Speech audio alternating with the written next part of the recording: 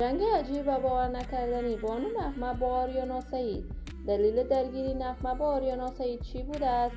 افشای حقایق و ناگفته‌های عجیب و باور نکردنی درباره زندگی نغمه با آریانا سعید. آریانا در کدام کشور است و مصروف چی کار بار است؟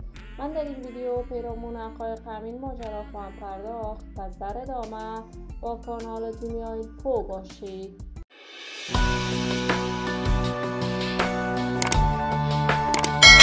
سلام و سلامتی نثار هر یک از شما همراهان خوب کانال دنیا اینفو. من مروارید عزیزی هستم. برای حمایت از من علامت سابسکرایب را فشار دهید تا ویدیوهای دیگر کانال دنیا اینفو را از دست ندهید. بانو نغمه یک تن از هنرمندان سرشناس در هنر موسیقی افغانستان.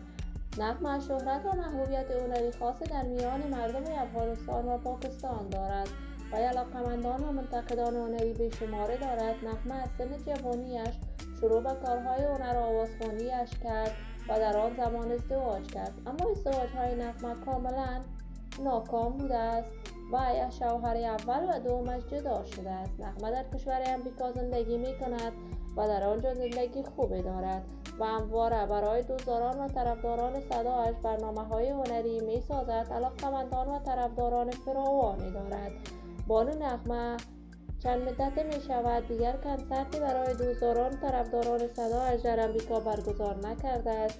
این همه در حالی است که به دلیل نامعلوم درگیری میان نغمه و خانم آریانا سعید در صفحات مجازی صورت گرفته است. اما جالب اینجاست یک زمان نغمه با آریانا سعید آهنگ دوگانه‌ای سرود که مورد حمایت گسترده افغان‌ها قرار گرفت. ولی آریانا سعید هنرمند خوب کشوری است که وی بارها بیان کرده است من رقیب هنری ندارم و نمیخواهم با هیچ هنرمندی در رقابت باشم. آریانا سعید در دبی زندگی میکند ولی مصروف کارهای سیاسیش در کشور امریکاست. ما آرزوی موفقیت، کامیابی و سعادت برای این هنرمند خوب کشور خود از بارگاه ذات‌العزال تمنا دارم و در آرزوی نشر تازه ترین کارهای هنری از هنرمندان برجسته کشور خود خواهیم بود. همراهان نهایت ارجمند کانال دنیا اینفو، شما هم نظریات نیکتان را در بخش کامنت با من شریک بسازید. این ویدیو را با علاقه‌مندان و دوستان آریانا سعید به اشتراک بگذارید.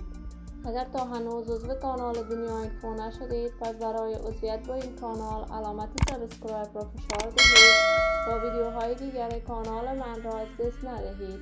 تا درودی دیگر تمام شما نازنینان را به الله منان سپرده موفق و کامیاب باشید.